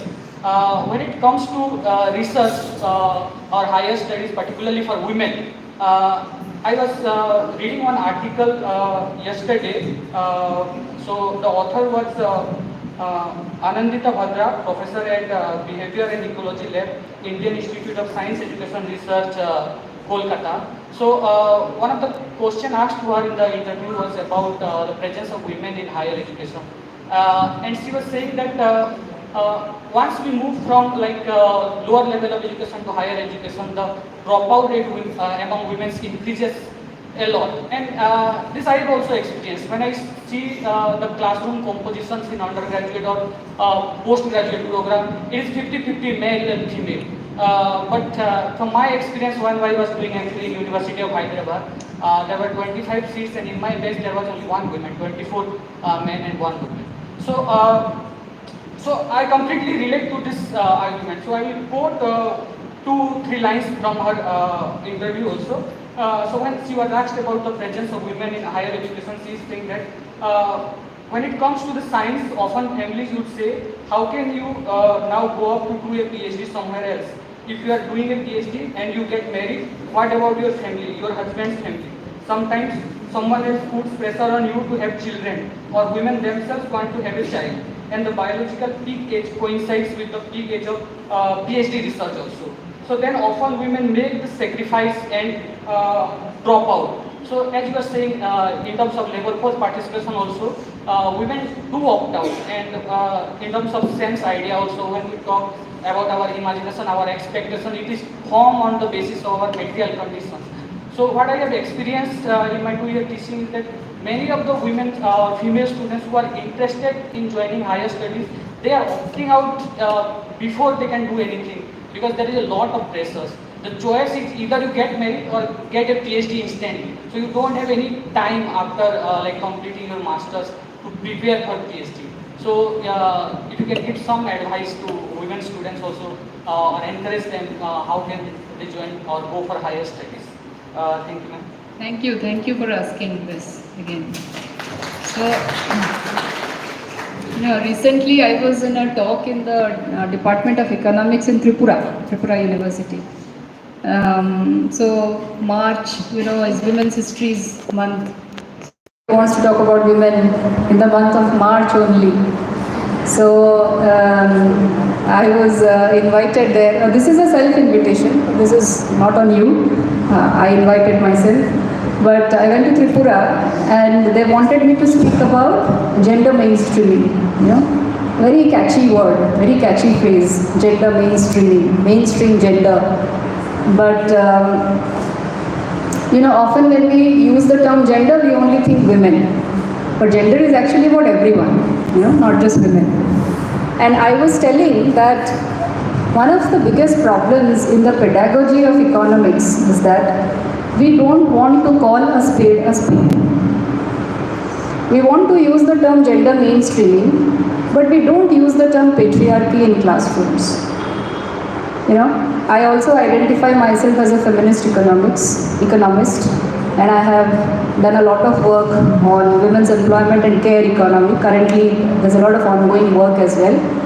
Unless and until we change that pedagogy, if we keep using the term gender mainstreaming and not bring patriarchy into our textbooks in economics, we say patriarchy is left to sociologists, anthropologists, others will speak about it. We don't speak about patriarchy. We speak about gender mainstreaming. Unless and until we change that pedagogy, we will not be able to address these problems. Which is why I say that economists need to call a spade a spade. Alright? There's a recent paper in the journal Feminist Economics. It's a Taylor and Francis journal. There's this paper by Amrish Dongre.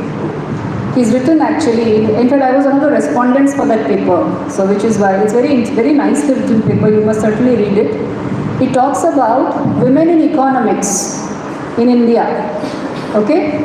And it talks about why is it that we see a lot of women students in PG departments of economics and so on. Exactly as you are saying, from plus 2 to PG, there's a drop. There's a drop from PG into employment also. In our department, there are 8 faculty in economics, only 2 are women. We've been running the program since 15 years, alright? Only 2 women. Is it really the fact that there are no women economists? That's not true, okay? You look at any department. Your department has any female economics?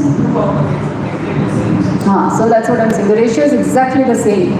Is it coincidence? It is by design. It is by design. Okay? And actually discussing about these things makes many people uncomfortable. But this is the elephant in the room. We have to address this problem. Okay? And when you're addressing the problem, you are not necessarily speaking against the other gender. You're speaking about gender equality, okay? So I think this is the problem that, this is one of the problems among many problems that impacts decision making at the household level, to send their, in fact in my classrooms in BTech, our BTech classes are very interesting actually, because we have, in fact in IIT system, among all the courses that the BTech students do, 27% weightage is on the humanities and social sciences. This doesn't happen in any other engineering institutions in India. IITs follow the MIT design, and 27% they have to credit HSS electives. In fact, I tell them in the classroom that the socialization that happens in households, where to send your girl children, where to send your boys children. There are n number of examples on this. IIT system started something called the supernumerary seats, So it's not like a reservation, but over years of IIT education, we found that there are not many girl students coming. Even in 2010, when I was teaching, in a class full of 120 boy students, there will be one single girl sitting in some corner. Okay? In 2015, when I was teaching also, that was the case. In 2016, the IIT Council met to start what is called supernumerary seats. Supernumerary seats is over and above the seats that you have. You bring in some girl students also from the ranking list. Okay, so when these girls started coming in, our ratio slightly improved. So in a group of, let's say, 100 students, you'll have 7 girl students. Now these girl students started complaining that the boys are saying that you girls have come through reservation process and you're not good enough. Okay, now how are we to quantify these problems? It is always a problem of quantification, because whenever we have talks, people say, what is the data? Tell us what is the data. Okay, in fact in IIT Delhi there is this sociologist, Professor Ravinder Kaur. She's done excellent work on women in IITs. There was a DST sponsored project on it was called Gati, gender something, and gender in technology institutions. Okay, and she gave a very what should I say, a very catchy statement actually. People talk, like you said, there's dropout, there's leakage from one to other. She said that there is no leakage. It's not a question of the leaky pipeline. The pipeline itself has broken. It is not a question of leakage in the pipeline. It's not that women students in +2 are leaking out of the pipeline and then it's the numbers are coming down in PG and so on. The pipeline itself has broken. Okay, it is true of sciences education, it is true of social sciences education. Women are not finding their way into employment. Okay, is it a mystery? It is not a mystery. It will not be a mystery if we start using the terms patriarchy, if we start engaging with the terms patriarchy. Okay, it is patriarchy in motion. Alright, now the question of women themselves opting out, okay, this also often comes up. I'm asked this question often, that we are giving all the encouragement to women that we should, but women are opting out. Women themselves want to have children and they don't want to be in the workforce. Do the men not want to have children? Is the question that I ask. Every second man that I have met wants to have a married life, wants to have children, but the biology of men and women is such that the women can bear children. But then what happens in the process there? What happens is that the burden of care falls disproportionately on women. The burden of care falls disproportionately on women. Is it really such a big problem that cannot be dealt with? I don't think so. It is a problem that can be addressed adequately, provided that there is synergy between the men and the women and the households. We often talk about households as a unit of decision making. Remember, in economics, we talk about bargaining models. The bargaining between the genders, men and women deciding who should work how much. So this is the bargaining that is there. What is driving this bargaining? Patriarchy is driving this bargaining. So we need to talk about this. So I was referring to Amrish Dogre's paper, where he writes that women fall out in economics employment. So he was looking at the number of women economists in institutions of national importance. That's all that he was looking at. IITs, central universities, IIMs, NITs. And he found that the proportion of women economists are far too less. It's embarrassing to even quote the numbers. Okay, so but if you look at the women who have finished their PhDs in JNUs, in HCUs, in Delhi School of Economics, in ISIs, the numbers are large. So where are they? Where are these women? Why are they not absorbed into the workforce? They have put in a lot of effort. There's a book by Ishet Judge Ahluwalia that I recently finished reading. It's called Breaking the Mold. You should all read it as students of economics. Ishet Judge Ahluwalia was the wife of Montek Singh Ahluwalia, and she belonged to a conservative Punjabi family from Calcutta. And her father was a wholesale dealer of some goods and services, and nobody in her family was educated. She was the only among the many siblings that they had who was educated. Now, of course, she belongs to a certain liberal economic thought paradigm. You may agree, may disagree with the economic thought that she proposes, but one needs to read those stories. And she talks about how she moved out of Calcutta, went to Delhi School of Economics. Utsa Patnaik was her classmate, how both of them were the toppers in the classroom. And but when they went out for PhD programs, they were the last one to be offered PhDs. And she was also writing that how Utsa Patnaik can demolish any economist in her way when she was even a master's student in Delhi School of Economics. And then she writes about the kinds of support that she received from outsiders, not from her family. Her family was very skeptical about what she is doing. They didn't understand what she was doing. But she went to the US on a fellowship. She stayed with a stranger family, completed her PhD program while working, married Montek Singh while she was working in the World Bank, came back to India, okay. Then the kind of struggles that she had with her in-laws, these also she points out. It's very good to read these stories of, and you will see patriarchy written large in all of these stories, okay. So women who have made it there, you have a Vice Chancellor to look up to, who have made it there, have had their own struggles, you know. Everybody has had their own struggles. But when we say that women choose, we need to interrogate that nature of choice.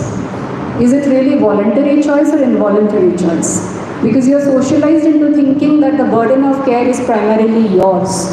Okay, so there's a lot of research on this anyway. This probably was your first question. Second, he was talking about, you know, students coming from backgrounds do not know about their own societies. Absolutely correct, you know, which is where I see that, which is where I say that, you know, we have this tendency to align ourselves with the mainstream. We don't have to do that, okay? And we will stop doing that only when we change our pedagogy. You do a very good thing by asking in your class that, you know, give me names of 5 tribes from your village. Okay, that is the exposure that students need. Much damage has been done in our education because of the fragile pedagogy. Why shouldn't we talk about our own village? Okay, I should be able to talk about my own village, and I should be able to engage in debates with my fellow classmates about our own social circumstances. We need to talk about our social circumstances. Privilege, non-privilege, we need to engage in. If you have a social science classroom where you are not engaging in debate, where you have a social science classroom where there are students not fighting with each other or arguing with each other on their social circumstances, then I say there is a problem with pedagogy. If there are students in the classroom who do not take difference with me on my privilege, then I say there is a problem in the classroom. We need to change that pedagogy. Okay, so a lot is on us also, you know. For example, in my class on macroeconomics, I don't begin, you know, all of you must remember that circular flow of income diagram. That's one of the most preposterous diagrams that any economics pedagogy can have. It's a completely gender-blind model, where households are shown as a unit which does not have any gender dynamics. I don't show that model anymore. I start with a gender-aware model and then go back to that model, and then students see, oh, that model doesn't tell us anything. Okay, so these are the kinds of changes, because with changing times, you are educated in the University of Hyderabad, one of the most progressive universities our country has seen.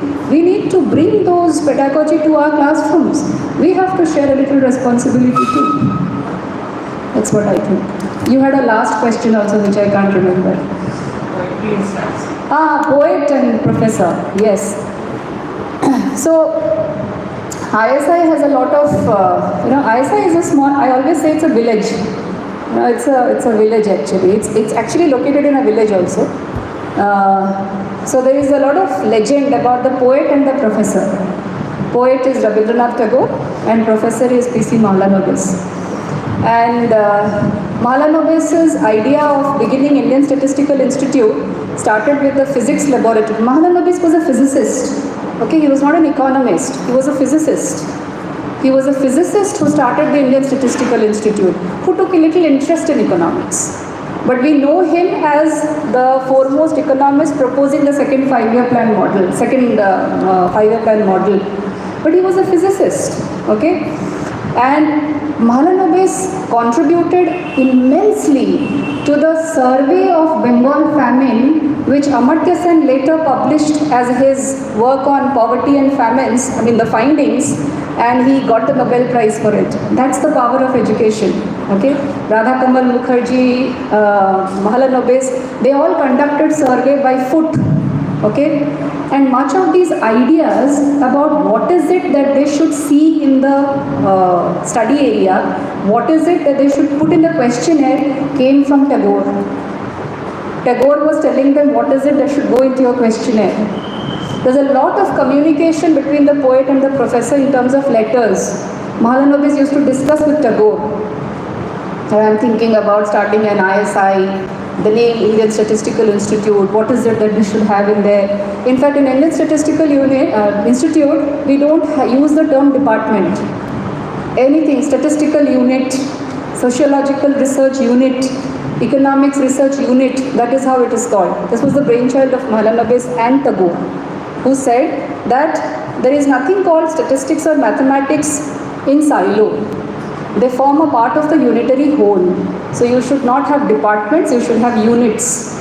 So all the departments so-called there are named as units, okay? So, and Mahalanobis, of course, Mahalanobis' wife belonged to a zamindar family. And the institute that you see there was gifted by the zamindar. And much of the gifting of the zamindar happened because of the intervention of the poet Tagore, okay? So there's a lot of history behind how literature, shapes the idea of a society. All right, so which is why I say that, when we talk about statistics, when we talk about data, every statistics, every data tells a story. They are just not just numbers. When you are looking at numbers, see if there is a story being told there. And there are stories there. So this is how I think literature shapes history, literature shapes society and informs statistics also.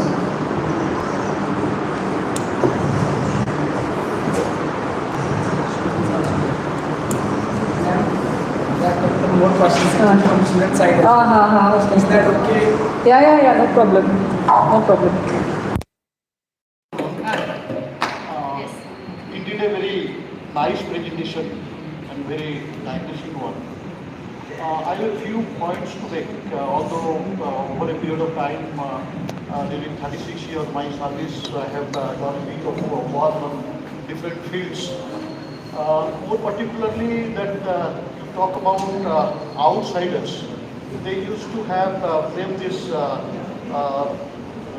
narrative about, say, drought and all these things. But 2-3 things I would like to make, that is, during the drought years, the procurement of rice in our district is more than that of normal year. That is a observation that we have made. And in between Bhavpuri's political economic of hunger and that of beef, finance, everybody loves a good job.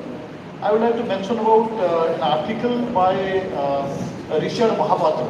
He used to talk about Kalahandi myth and reality. There he used to speak about a lot of things, lot of clarification about what is the reality about Kalahandi. So in what way that he used to react to that?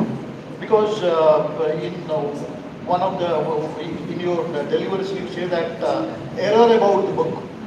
Possibly I think Richard Mahapatra's article in Down to Earth, possibly that is one of the, say, resistance or error in the book. So in what way you used to react to that? Of course, I have got a lot of things, but because students should get a chance, so I must stand between students and me, students and you, that I would like to just want to know your reaction to this particular article. Thank you. Yes, definitely. Richard has made a lot of contribution to this research. and Richard's work has mostly been journalistic in nature, journalistic work contributed a lot to the narrative. Science is also a journalistic kind of a work. Kari claims to be an academic. He's an academic, and it's academic work. And there's in terms of narrative building, both academics and journalistic work has a lot to contribute there. And the role of journalistic work is also to provide resistance, as you say, to academic work. So yes, that has come up time and again, and I don't know, I have not read in the recent years what is the journalistic work around these issues. I am unaware of it. I have limited knowledge on this, but I am sure there are a lot of discussions around the environmental impact and the ecological concerns of this region. But I also see that there is less intrusion from external research these days. But at the same time, there is not much research coming out in terms of the grand narrative. That is what I see is the gap now. The grand narratives that were being built around the idea of development, as Sir was asking about Lanjigad and so on, the grand narratives are missing actually, and that is where I see the role of the university in informing the grand narratives, and we need to play some roles there, I think. Yes.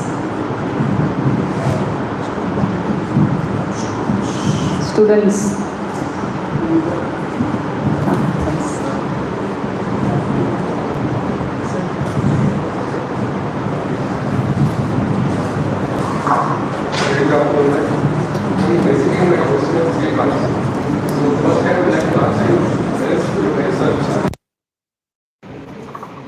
As your research deals with the development of Kalanti, so my first question would be, can you give a brief SWOT analysis about Kalanti?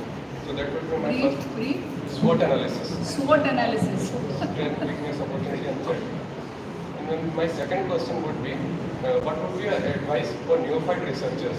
Who don't have the knowledge about the nitty-gritties of research and review work. So what would be your advice to them? As in the talk we heard many things about research. So what would be your advice for those researchers? And then my third question is about the development economic modeling.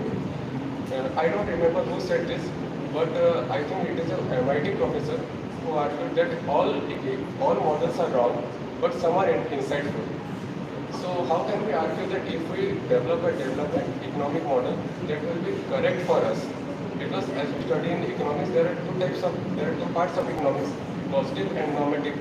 So this development economic modeling comes in the normative part of the economics. So we have talked about what things ought to be or what things should be in normative economics. So how can we argue that the model which we will build will be exactly correct and will lead to the development of our country or economy? So that's all.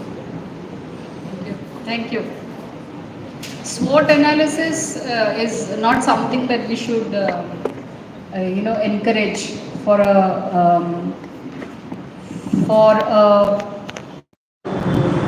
I would say a space as grand and big as this region. That is not something that we should encourage. This is again the danger of, I would say, short-sightedness of research methodologies.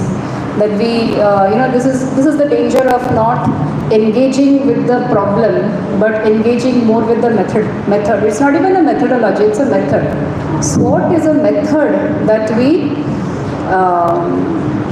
I wouldn't even say it's a method, it's actually an output, something that we like to visualize, strength, weakness, opportunity, threat. This is a management concept that has been unfortunately, it's an output. It's a way of visualizing a very small problem. Okay, but even if I have to sort of ignore SWOT as a technique, as a tool, strengths are the people of the region. If you look at strength of a region, it is always the people, it is always the land, the people, and the social organization of the region. That is the strength. Okay.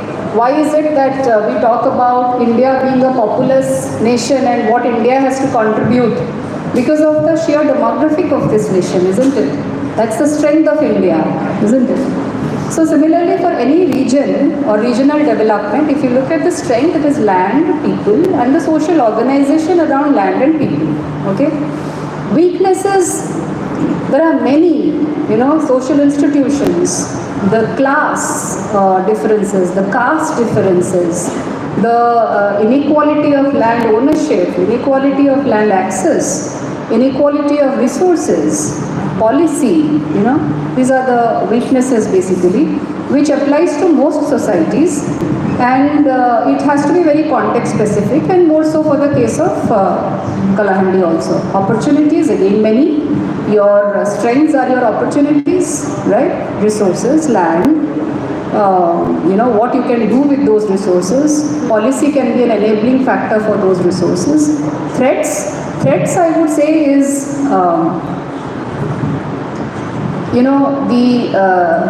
what is called apathy. I would highlight apathy as a threat actually. If you are apathic, if you have apathy to to the way your society is organized, if you don't want to engage with the problems of the society, that I would say is the threat from a development perspective. Okay, from a development perspective. These are my first thoughts on this. Regarding model, see, models are basically what? If you look at definitionally, they are simplified realities, because reality is complex, so you try to simplify in the form of a model to understand some transactions better, isn't it? What else is a model? Any model can never replicate reality, but because reality is very complex. Now when I say that the circular flow of income and expenditure has a problem, does not mean that circular flow of income and expenditure is not important for imagining the macroeconomy. It is important for imagining the macroeconomy. Okay? But the way we are understanding the units, the sectors, we need to engage with them in a more meaningful way. Because what we consider as a household as a decision-making unit, you will see that when you start looking at the men, women and children in the household, all of them have different bargaining powers in a household. So a household is not a unitary decision-making unit. There are differences within people residing within a household. So the problem is there. Okay, so I can't come up with a urgent sort of argument and say that we need to dismiss all models. Okay, models are built for a certain purpose. All right, but at the same time, what is problematic is the blind implementation of certain models for all cases. Okay. We have to understand the regional diversity of our country, and we must understand the Lewis model of development possibly worked for the case of South Korea, but it will not work for the case of Kalahandi, maybe. The acknowledgement of that is important, which is why we talk about generalizability. One of the questions that I always ask is generalizability desirable all the time? I don't think so. I don't think generalizability is desirable all the time. One of the problems that as economists we tend to struggle with is that all our findings are generalizable. Isn't it? That is why we do so much of econometrics. Is it generalizable or not? But is generalizability desirable all the time? I don't think so. Alright, so this is my answer to the second bit that you asked. You asked a third one. What was that? Research. About research. See, for students of postgraduate students, I would say begin with reading. Not just your textbooks, but reading. For example, I put out in front of you this book by Bob Curry, who has written about your region. Engage with that book and debate that book. That's one way of, coming up with a research problem. If you can find out what is the problem with that book, that means you have a thinking mind. So you need to begin with reading those books and internalizing it and saying that, "Acha, this is what this person writes, but I don't think this is correct." So you are having a difference of opinion with the researcher. The researcher's point of view, not the researcher in person. You can debate me. You're not going against me as a person, but you can debate my ideas. So that's the beginning of research, according to me.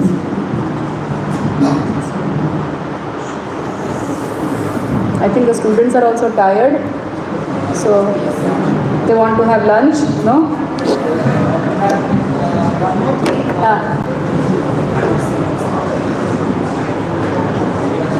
There are a couple of questions with those who are listening online, but I will communicate to them. So what we can do is, ma'am is here another 10 minutes. So now I would like to request Negi sir to say a few words with you, and after that what we'll do is we'll leave you with ma'am for 10 minutes. You can interact whatever you want. Is that okay to you? I leave the students with all of you. Will all leave, and then you can interact with them for 10 minutes. Yeah. Thank you, sir. Please.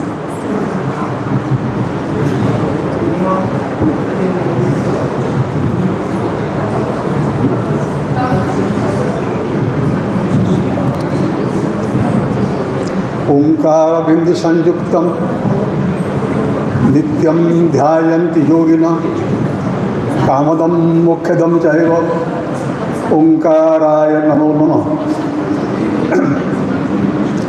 Our president of this function, our chief speaker, our vice chancellor in charge, and our teachers of economy, our teachers of the lecturers of our anthropology, and my dear beloved students.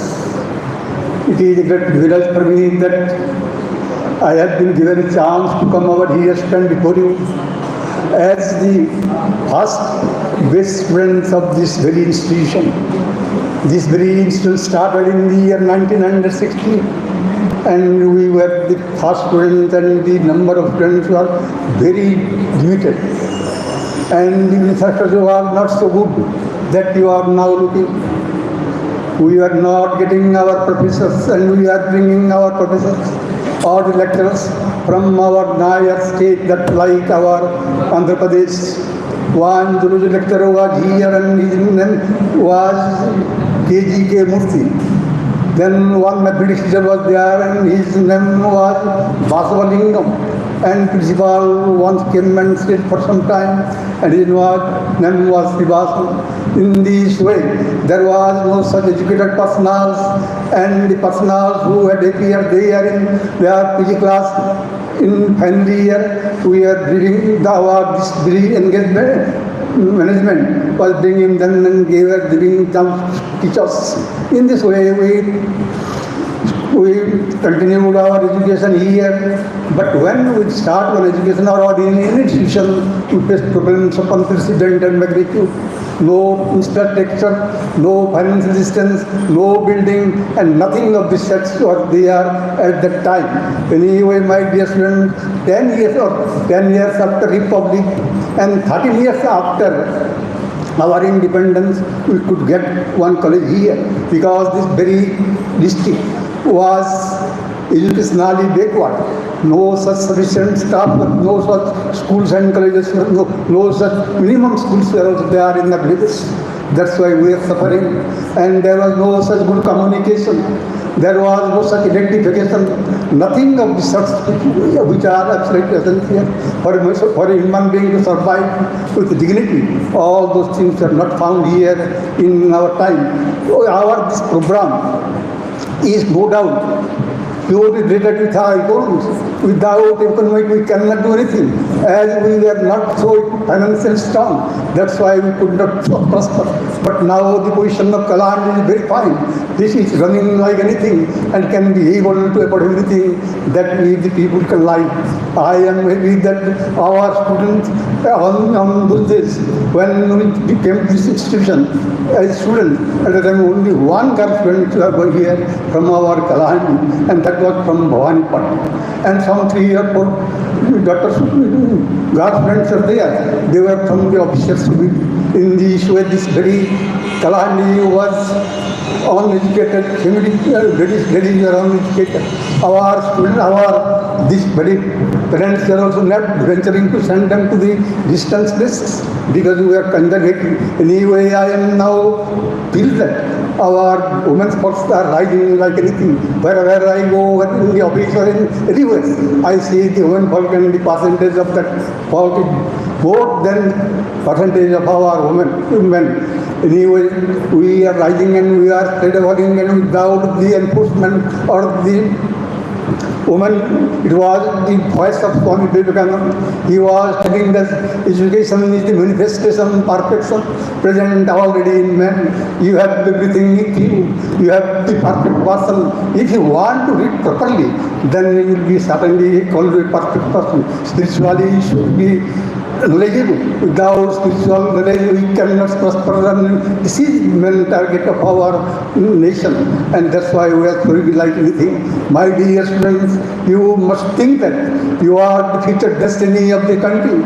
You are the champion of our heritage, and you are the custodian of our democracy. With that very thing, I would like to call my young youth that you are the responsible person to see the development and prosperity of the nation. Our time is gone. What we have done for you. And now what we will do for your next generation. It is the duty of the present generation that how I can do something good for my future generation. This is our dream, and that needs to be fulfilled. You know our Kalahandi, it was backward in a business. Now everything is fine. Now financially we are strong. We are not able to walk on the road. We are it has become very difficult to cross from this side to this side. It takes some 5 or 10 minutes. There was no such population on those days. We are playing on the road, and we are without any care. We are not on the road. Now that very thing is gone. Now you are congested, and you are all the future destiny of the country, and our economic personnel there. They will teach you that how we will financially strengthen not only a Kalahandi, not only Odisha, but to our motherland. That should be our motto. Anyway, my dear friend, you have given me such this napkin or this napkin. It is not a mere thing. It is not a mere gamcha. It is a gamcha. It is here is my there is affection. Here is my respect, and here is your reference, everything is there. I will take it and I keep it in my box, and I will see that till my departed from this mundane world. I must see that this very apron should be there in my box. It is great. It will feel that you have given me this honor, you have given me this respect that I cannot. So I would like to give my thanks and gratitude to our Vice Chancellor, to our Chancellor Bhai, and the members of the faculties, and all my students who have assembled here. You, my students, think that I must have to dedicate my everything for the sake of my motherland. Mata Bhumi Putra Aham Bhutibhya.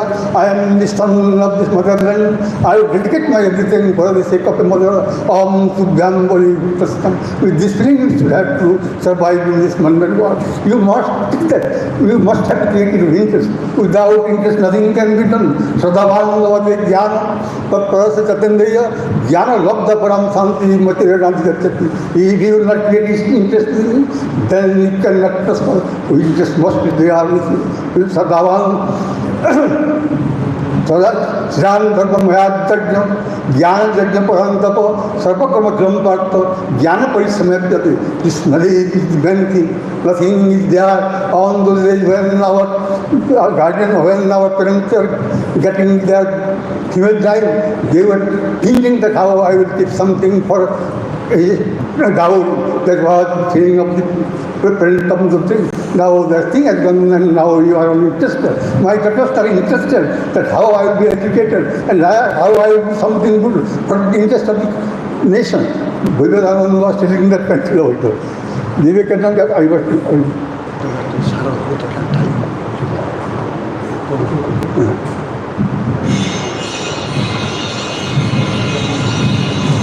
Swami Vivekananda was telling that we want that education by which character is formed, strength of mind is increased, and intellect is expanded. It is the main purpose of the education. If you will not take education, then you have everything is there with you. Everything is accumulated in you. That we have to bring it in consciousness. And what we are doing here, and we are doing all sorts of programs, that is to bring consciousness, which is kept hidden within you. And Vivekananda was telling him that Uttishta, Jagratam, Prapya, Varamnivalo, Khirasadhara, Nishita Durataya, Durgam Patastat, Kavayo Vadanti. All the things that you have kept in target, it is there. Many more problems will come, many more obstacles will come, that we have to conquer it. And if that you want to conquer it, then you have to explore your hidden treasure, that without effort, without trial, nothing can be done. Udyama Shasa Dharjam Buddhi Satya Parakram Shastra Jatra Vartante Tatra Deva Sahayaka. These 6 things are there with you. You have to explore it, you have to utilize it, you have to bring it for the interest of our nation, for your family also, for your community also, for your society also. But we must think that what we are doing for our nation. That very thing should be grown up in your mind and heart. Without that feeling, you cannot prosper. If you have money and you have everything, if you are not utilized in proper way, then your family will not grow, the society will not grow, that community will not grow, and that nation will not grow. So you should not have to keep your heart strength in your own heart, but you have to see that how it will be explored and how it will be dedicated or contributed to our nation. You all know that we are a body. We are a body and nothing is there, but something is there. That we have that feeling. That Atmadam Ratinam Vidhi, Shariram Ratam Vivachat, Buddhim tu Sarati Vidhi, Manaprakrame Vachat, Indriyani Prannayo, Vishayan Sesukitaram, Atmandriya Manodukta, Bhakteti Aur Bodhisana. It is the Sanskrit language. You have to go through the Sanskrit language and you will get its essence. You know the name of Bhagavad Gita, what message that Bhagavad Gita means. Be strong, be stout, don't be weak. If I will tell you many things, then you will continue for some minutes. Have you kept your patience? If you have patience, then I will tell something about the philosophy of the Bhagavad Gita. But if you go away from this place one by one, then my inspiration will come down. My dear learned person, you are all the learned person. You know what is the philosophy of life, what is the future of our life, and what is the future of our destiny of our nation. That is all known to you all. You all think that when the Kurukshetra war is known as our Dharmakhetre, Kurukshetre, Samaveta, Judishavam, Mamaka, Pandavaskaivam, Kiva Kurubhata Sanjaya. It was first voice of that Dhritarashtra. And so to say, he told like this, and he wanted to know all the facts that was going on there in the battle. And that Sanjaya, he was not able to, he has no vision. That's why he had taken the assistance of his minister. Sanjaya, he was taking the assistance of minister, and the minister was taking everything, the happenings of the day by day.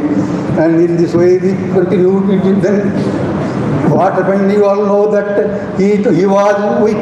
He was not at all wanting to fight because he saw his own relations that were present there in the battlefield. That he was, he directed his chariot means Krishna, that you take this chariot and place him before me. I heard that one staff has gone away. He has left this very nation, this very world, London world. This very controlled meeting will be done. Anyway, my dear students, you must feel that I am the future destiny of the country. You will be the creator of the destiny of the nation. This very thing should be kept in your mind and accordingly apply everything. Anyway, when you have given me a chance to come over here after some 40 and 20, 60 years. After 60 years, I could get the chance to come over here and saw that the entire infrastructure has gone very high and high. Anyway, I must like to give my thanks and gratitude.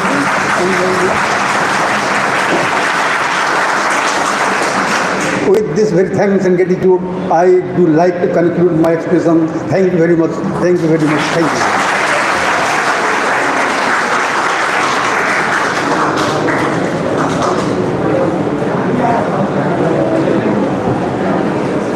They are the glory of our nation because they are key to our Odisha. They are what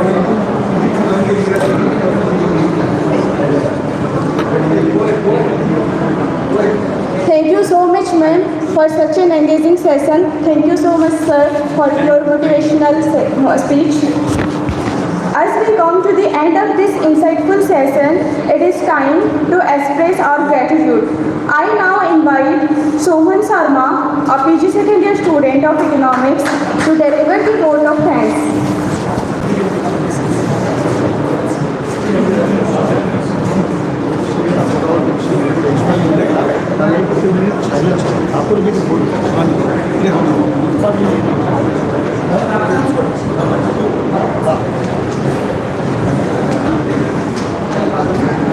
Sorry for the intervention. Actually, one of our colleagues, Sivanand, from Computer Science Department, he expired today. So I may request all of you to stand for 1 minute as a mark of respect to the departed soul.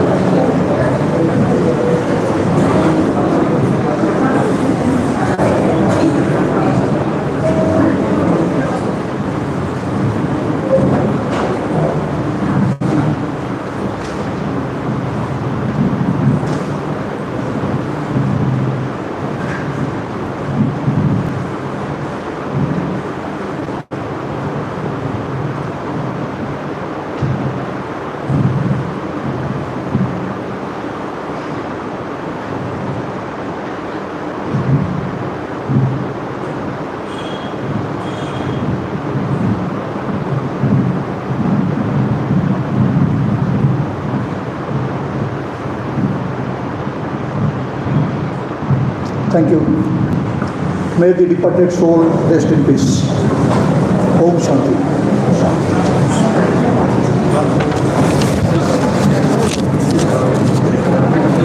Good afternoon to all of you. Respected dignitaries, esteemed guests, Vice Chancellor Ma'am, Head of the Department, academicians, faculty members, and dear students. I, Sohan Sharma, a final year MA student in the Department of Economics, feel honored to extend the vote of thanks on behalf of the department as we conclude this insightful invited talk on development economics and social science and interdisciplinary perspective. First and foremost, I express my deepest gratitude to our esteemed speaker, Professor Rajashree Bedmata, for graciously accepting our invitation and delivering such an enlightening lecture. Your insights on the intersection of development economics and social science, along with your valuable guidance on the pathway to PhD, have provided us with a profound perspective. Your words have truly inspired us to think critically about interdisciplinary research and policy making. I also extend my sincere gratitude to our Honorable Vice Chancellor, Dr. Nibedita for her unwavering support and guidance from the very beginning, ensuring the success of his invited talk. Although our registered Sir Sri Pitambar Bhai is unable to join us today, invited talk, I extend my heartfelt gratitude for his encouragement and cooperation in making this talk possible. I special thanks to our respected head of the department, Dr. Chitrasen Bhoi, as well as to our esteemed faculty members, organizers, and all other department faculty members for their unwavering dedication and meticulous efforts in making this event a grand success. Your commitment to academic excellence and knowledge sharing is truly commendable. Also special thanks to Sri Sudhanshu Shekhar Negi sir for being present here. He was a student from the first batch of Kalahandi Science College. And last but not least, I extend my heartfelt appreciation to all students from the Department of Economics and other disciplines for their enthusiastic participation. The discussion on the pathway to PhD was particularly insightful, offering invaluable guidance to inspire researchers and academicians. Once again, on behalf of the Department of Economics, I extend my sincere gratitude to everyone present. Wishing you all a wonderful day ahead. Thank you.